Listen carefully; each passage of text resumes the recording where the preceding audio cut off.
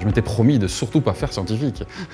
Et puis au fur et à mesure, on se rend compte que c'est tellement passionnant qu'il est difficile d'y échapper quand on a attrapé le virus. À 20 ans, j'ai commencé mes études en licence et c'est là qu'on trouve son intérêt, on choisit sa voie. J'étudiais déjà la biologie, donc je ne savais pas trop où j'allais. C'était un peu flou. Je savais pas du tout à quoi ressemblait le monde de la recherche. Pour moi, c'était encore très loin tout ça. Je me voyais plutôt médecin, parce que j'étais vraiment fasciné par le boulot de mes parents qui sont effectivement médecins. Après, tout au long de l'université, je trouvais ma façon de faire de la médecine. J'étais passionnée avec la biologie et en même temps, j'avais trop envie d'enseigner. Je voulais apporter quelque chose à la société.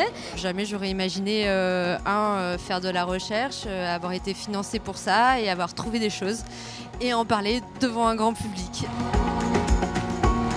D'avoir mon propre labo, d'être chef de labo. J'espère pouvoir continuer parce que ça me plaît. De pouvoir continuer dans la recherche, d'avoir déjà un groupe.